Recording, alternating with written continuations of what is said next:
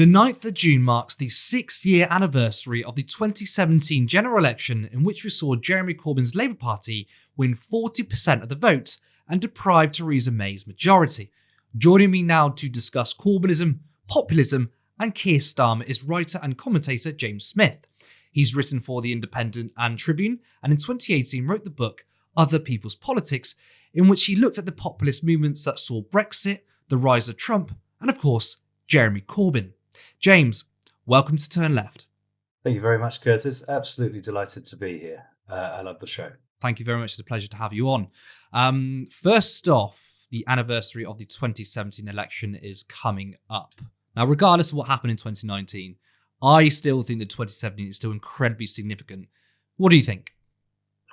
Well, Curtis, I'm a 2017 man. A lot of my politics were defined in 2017, and a lot of my sort of sense of the scope of the possible for the left in Britain was defined then, and I've become just more resolute in my stubbornness, in the stubbornness of my fidelity to the 2017 events as we've been sort of forced to forget it, and as our general political discourse in Britain has sort of forced as many people as possible to completely forget that it ever happened. So yeah, I think that I would like to see festivals for the 2017 election and its anniversary, and a less melancholic left in Britain to come might do a better job of memorialising quite how important it was. Yeah, precisely. I think there's been a huge memory holding, especially from the Liberals about 2017, because obviously 2019 is of course brought up, and I think that it is important to understand the 2019 election in its context, but I always say you can't understand 2019 without 2017. Of course, in 2017, Jeremy Corbyn didn't win, but it was he added 10% from the previous general election, 3 million votes since Ed Miliband, and the first time the party won seats. So blueprint might be a bit of a strong word, but surely there's something we can build in the future. Yeah, absolutely. It was the first increase in seats, an increase in the Labour vote since 1997. It was the biggest increase in seats since the seismic 1945. And I mean, 40% of the vote, that would have won a handy majority in any previous general election of the 21st century. And that was being done by a party and a leadership and a political tendency that was being simply laughed at a month before. The election wouldn't have taken place if it wasn't for the mass perception that Jeremy Corbyn's politics couldn't come anywhere near winning in Britain. So against those odds, it proved that, there is a path to power for socialist policies, and actually you don't have to talk down to people in Britain. You can level with them about relatively complex economic arguments, and you can also level them, and I think this is very important, about British foreign policy. It wasn't only a domestic earthquake that Jeremy Corbyn was able to win 40% of the vote. It didn't only kind of break the logic of austerity and force the Tories thereafter to change their whole kind of economic presentation. It was also tremendously important for what it proved about how you can talk about foreign policy in Britain. Lest we forget that the Manchester Arena bombing took place during the run-up to the 2017 election. I think among the things that I'd like to see better memorialised by the left about 2017 would be Jeremy Corbyn's speech after that, where he said, of course, the responsibility for the attack lies with Salman Abedi, the guy who carried out the bombing, but there are structural ways in which British foreign policy, Britain's dealings with the Middle East and Africa, and its cultivation, in fact, of radical Islam in order to pursue its ends in those regions of the world, has had a direct blowback, and terrorism at home has a direct line to be traced back to British foreign policy. Some believed it was a big risk that Corbyn spoke about foreign policy in such a nuanced way, which the mainstream media were calling for the blood of our enemies, whereas Corbyn, and he was entirely correct when you talk about our foreign policy playing a huge role in what's happened since and has made us less safe. I think that speaks to his character, that he wasn't fazed about that. Mm-hmm. And I believe, obviously, you wrote about it in your book, was it 80% of Labour voters backed his speech and 68% of the public backed it. So it was an overwhelming majority of the public that supported his speech, and I was quite surprised about that. Yeah, it was a huge learning curve, that whole period. But since then, we've had a bit of a tumultuous time. Obviously, 2019 was a terrible election loss, and you alluded to some of the issues we had. I mean, Brexit, one of them, obviously the anti-Semitism crisis. What's your overall analysis of what led from the height of Corbynism, and you even said that maybe a week later it could have been a majority, to a 1935 style defeat, as some of the pundits say? First of all, we lost that disarming honesty that Corbyn had. I don't want to sound like, both the rise and the fall were all located in the character of one man, but I think we are justified in saying that perceptions of Corbyn personally were important here. But that conversational straightforwardness with which Corbyn was able to speak about foreign policy, and which had been such an impressive part of the 2017 election, that got lost really over the next couple of years in the dealings with the anti-Semitism accusations. And accusations of anti-Semitism have been used against the left for a very long time. Frankly, we spent a lot of time on the left trying to get it right, and it was completely irrelevant, because the fact is that if you support Israel, you could say whatever you like about Israel and Jews, and if you don't support Israel, it doesn't matter how spot on and politically correct and careful your language is, you're going to get accused of anti-Semitism anyway. So I've become much less interested than I used to be in making those fine delineations. The other way that we failed to learn the lesson of 2017, failed to show the fidelity to the events that 2017 demanded of us, was in our slide into a kind of anti-populism, what I referred to elsewhere and since as anti-populism, a mistrust of the people, a belief held by many liberals that the people are temperamentally reactionary, temperamentally stupid, temperamentally easily tricked by demagogues, etc., etc. We should have seen in that 40% in 2017 that people are not idiots and need to be trusted on certain things. And unfortunately, the drift towards Remain, the drift towards a second referendum that took place between 2017 and 2019 was really reflective of the fact that too many on the left were unable to keep that faith, if you like. So that sort of delicate gesture of trust in the people was absolutely fundamental, in my view, to the 2017 result. What happened subsequently was more and more people on the left started to believe all the stuff about how Brexit only happened because of fake news and Cambridge Analytica, and people are stupid and got tricked on Facebook, and Brexit's going to be a disaster because we have to allow a supranational anti-democratic institution to decide our economic policy for us. Actually, Alistair Campbell is not as bad as Nigel Farage. We drifted. We certainly had a bolstering of Alistair Campbell quite recently, and that's almost quite worrying. It kind of reminds me of how after Donald Trump, that so many liberals in the media are looking back at George Bush quite fondly, forgetting that he obviously had the instigate the Iraq War, and it's almost the same as looking at David Cameron, a respectable statesman now. Well, of course, him and his government enacted austerity. I think we've had a real shift in the political debate since obviously there's been huge seismic political changes, but even from the liberal class, they've got a really short memory. And you've hit a lot of points there, which I largely agree with.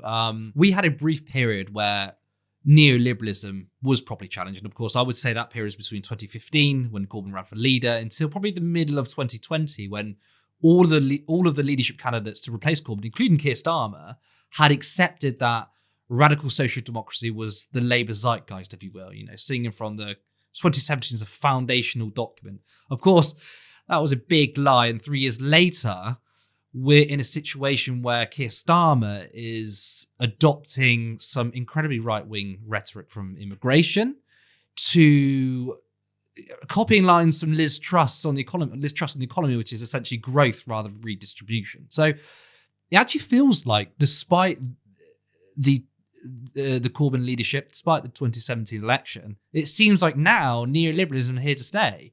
But given the deep-seated underlying reasons for, say, Brexit, Trump, and Jeremy Corbyn, surely Keir Starmer can't just put the anger against the status quo back in the box if he's Prime Minister or pursuing Blairite policies.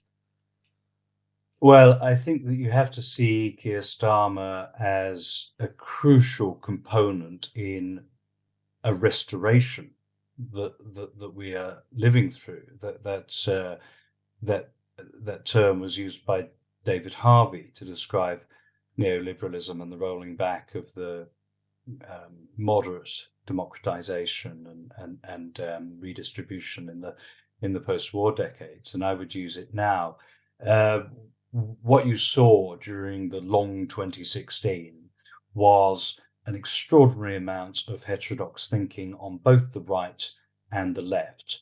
The most interesting people on the right embraced the idea that they had to kind of drop austerity, they had to make inroads with the working class, they had to change the economic model if they were going to be able to see through the socially conservative ideas and programs that they wanted. On the left, obviously, we had our own kind of renaissance of political ideas. Now, since 2020, what have we had? We've had the COVID period, which has really been the revenge of technocracy, the revenge of any kind of whisper of democratization that populists of the left and the right were talking about during that long 2016. Suddenly, it is back to trusting the experts. Suddenly, it is back to massive, life-changing policies, existence-changing policies being waved through with consent from both parties and both sides, and with no space whatsoever. Even if your viewers agree with most of them, they'll at least concede that there was no space at all for discussing or debating them. And then what do we get last year? We get the Russian invasion of Ukraine, which has had a very similar role in crushing any sense of democratization or dissent or questioning in the realm of foreign policy. Suddenly, once again, we have these historically unique policies and programs being pursued across the great majority of the rich countries of the West, and you're a complete eccentric for wanting to ask what on earth's going on, or when the people are going to be consulted about any of this. So we're living through a restoration. We're also living through a kind of a rebranding of austerity. Austerity had kind of lost its power as an economic argument, despite initially being quite successful after the 2008 crash, and it is currently being sort of laundered as a moral argument. Well, okay, we have inflation, and partly that's down to lockdown, but did you want your grandmother to die? Okay, we have these incredible energy prices, but what, you would let Putin just take Ukraine? Never mind getting into the sort of greenwashing that both Biden and the European Union are currently up to. So we've got today a sort of a restoration that is taking place to crush those populist heterodox ideas in the domestic and the foreign sphere, and it's no longer using a kind of economic common sense like David Cameron and George Osborne did. It's using a sort of moral common sense. And I'm sorry to say that the left is contributing to that moral common sense in quite a lot of ways. Maybe we can get onto that. But to keep Starmer in sights, because Sir Keir should be our main target at all times. I think that a lot of, maybe not so much your viewers, but a lot of people on the broad left in Britain will be sort of looking at Starmer in the way that a lot of Bernie supporters looked at Biden. I don't like this guy. I don't like certain things about him, but we've got to get the other ones out in order to, at least have the less bad version. That standard kind of dynamic that the left has had in relationship to the Labour Party under all the other leaderships, apart from Jeremy Corbyn. I think that's a huge mistake. I think that Starmer, when he says to whatever the rebranded Progress conference is that I'm the real Conservative, and then he says to Emily Maitlis, I prefer Davos to Westminster, I think that we should listen to him, and I think that we should believe him. Yeah. This is the new model European leadership. This is the new model Western leadership, where it is simultaneous. It takes, as it were, elements of a kind of social authoritarianism and soft fascism from the right, and combines that with the technocratic, anti-democratic globalism, supranationalism of the kind of EU, American democratic liberal left. People used to say, on the Lexit side, people used to say being part of the European Union doesn't stop you, it doesn't inoculate you against fascism. There's lots of fascism within the European Union, and a lot of it's encouraged by it. Today, you only have to look to Meloni in Italy to realize that being right-wing won't inoculate you against the European Union. Being socially conservative, as Sir Keir now claims to be, God knows what he actually thinks in his mind and in his heart, if he has one, but that is today perfectly amenable to or perfectly reconcilable with the worst elements of liberal from above technocracy. You kind of spoke about almost going back to normal in the political sense, that the rise of Starmer is when we see all these sort of populist movements being crushed, and it's like the state taking back control in a sort of way, in a way of words. But how was that in the context of Keir Starmer? Because Keir Starmer wasn't brought in from above; he was elected by the members, the same people that elected Jeremy Corbyn. So I can understand that the Conservative Party, their move to the right, their move to more extreme authoritarianism, that's all from the top. But how do we use that in the context of ordinary people voting for Starmer?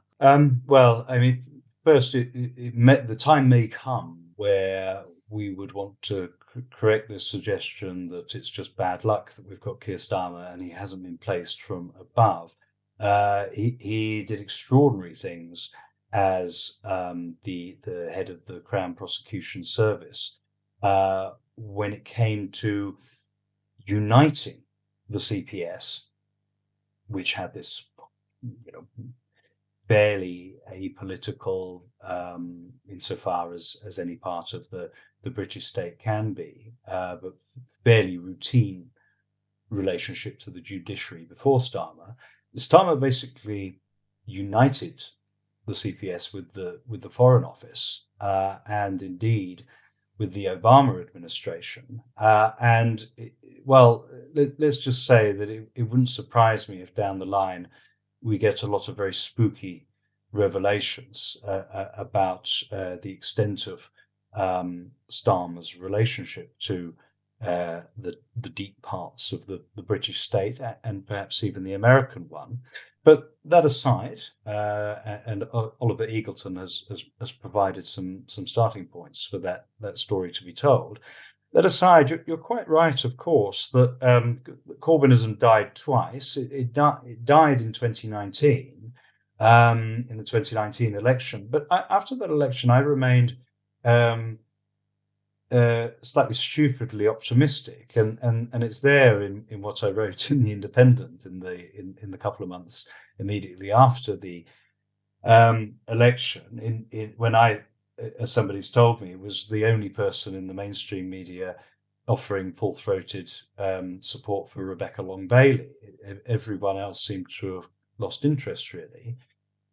Corbynism died for me the second time when it became clear that perhaps a majority of Corbyn supporters were going to vote for Keir Starmer. And it became clear there that actually our side was a lot more naive and really a lot more apolitical than I had really grasped. So the lesson of 2017 was that the people out there are much better and wiser and more open to ideas than many people on the left had given them credit for. The lesson of 2019 was the actual radical left is a lot stupider and a lot more apolitical than it thinks it is.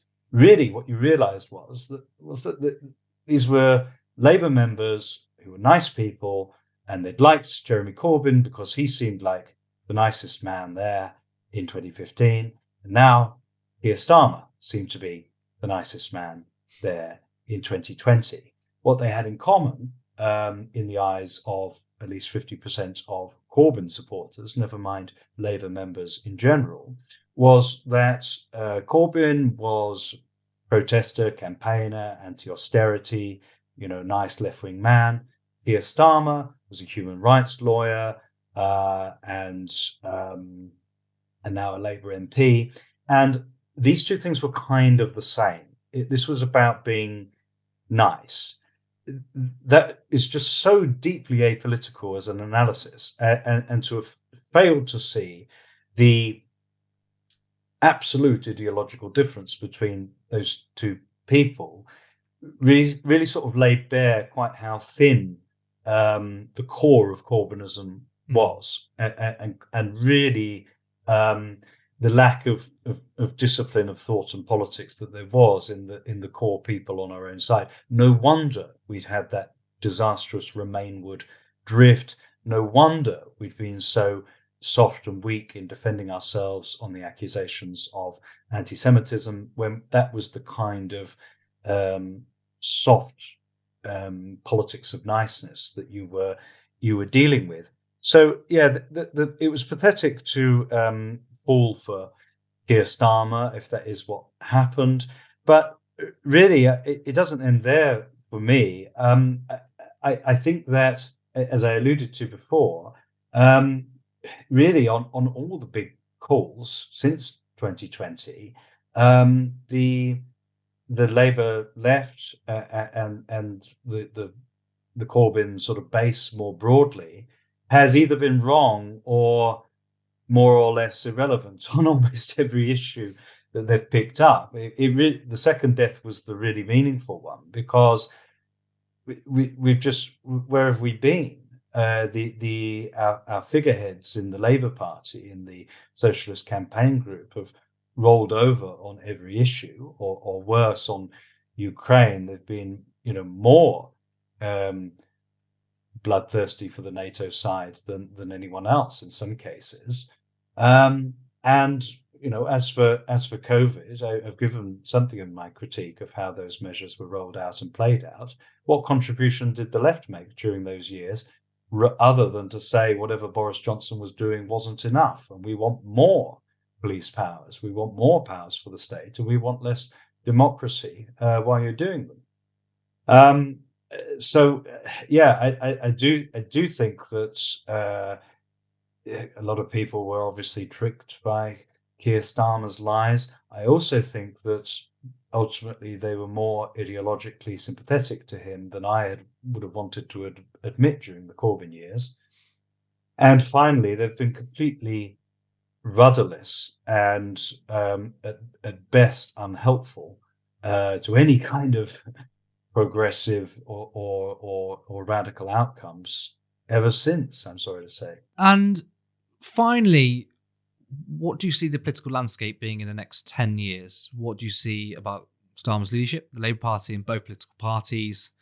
I mean, predictions are obviously terrible in politics, but if I have to try and prize it out of you, where do you think we're headed? Oh well, I think the most sensible analysis is not an optimistic one. But I mean, say what you will about Joe Biden, that there have been some surprises there at least, and whether it's the people around him, whether it's the the journeys that his own elderly mind goes on, who knows? But there have been elements there that are better than anything you could have predicted. Um, that's as far as I'll go there. Starmer is not like Biden. Starmer has spent these years killing and destroying and discrediting and aiding the forgetting of the only useful contributing voices in politics. Those economic ideas around McDonnell, the kind of opening up of political common sense that Corbyn did so much to do. Starmer is going straight back to the Blairite playbook. The fact that student union pricks like Wes Streeting are now held up as the future of the thinking of the Labour Party, people who have never had an economic idea in their life since their whatever A-level politics lesson in the Blair years. These are the last true believers in neoliberalism, and these are the people who are going to seek to save it in Britain through increasingly authoritarian and anti-democratic means. Starmer will keep that whole raft of anti-free speech, anti-protest, anti-legal recourse policies that are Boris Johnson's main legacy, really. And he will use them against us. He will use them. Our enemies on the dissident right should be warned. He'll use it against them as well, and they'll be sorry that they applauded Boris Johnson bringing those policies in.